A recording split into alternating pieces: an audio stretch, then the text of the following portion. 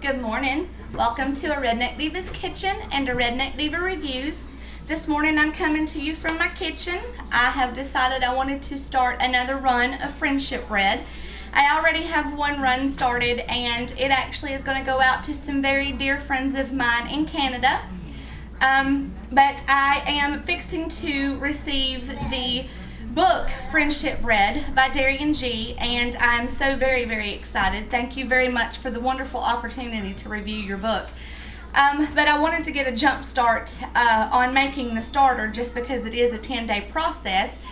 I already have everything pre-mixed that I need. First things first, remember to always use either glass, plastic, or ceramic because metal will interfere with the process of the bread over the next 10 days. So always remember glass, plastic, or ceramic. You're going to need your yeast pre-dissolved in a bowl of warm water. In the next bowl, I have my sugar and my flour already mixed together well, just because this way it won't lump when you add your milk and your yeast mixture to it. So I have my plastic bowl that contains 1 cup of flour and 1 cup of sugar. I have my cup of milk and my bowl of yeast. The next thing I want to do is just combine them together, and it will stand until it gets bubbly. So I'm going to go ahead and give a nice good stir to my yeast and water mixture.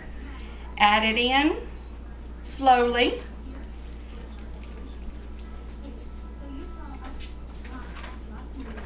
I love to bake and love to cook. So this was, once I found the recipe to this again, I was just so very excited. This is such a good bread, and you can add all kinds of different goodies to it. A couple of the ones that I'm sending out are going to have raisins.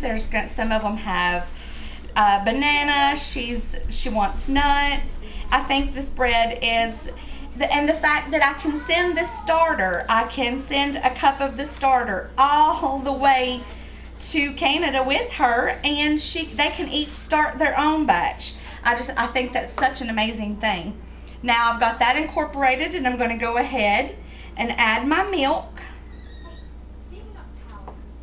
and stir it well together. Like I said, remember to please use plastic or ceramic or glass so that there's no interfering or no reacting with the process, and that it's able to come out the best. Oh my goodness, this bread is so good. I think the Amish are onto a good thing here when it comes to their FriendShip bread.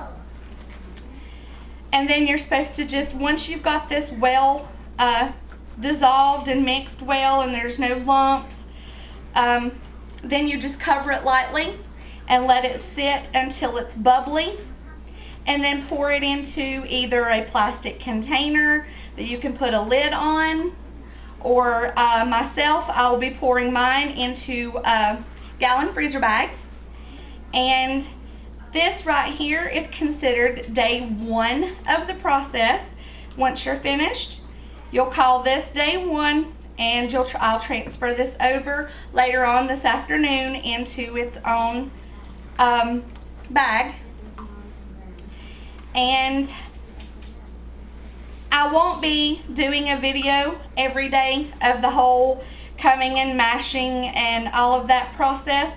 What I will tell you is that once it gets added to its gallon-sized freezer bag or whatever container that you choose to add it to for the process of the next 10 days worth of stirring, then that is fine. If you add it to a bowl, then obviously you'll just take the lid off and you'll stir it really well, and then put the lid back on, because basically what this bread will do over the next 10 days is sit and ferment.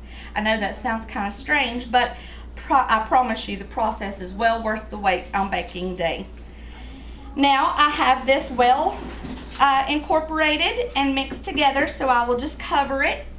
Like I said, I won't do a video for every day, but I will go ahead and let you know that this is, like I said, this is considered day 1 of the 10-day process.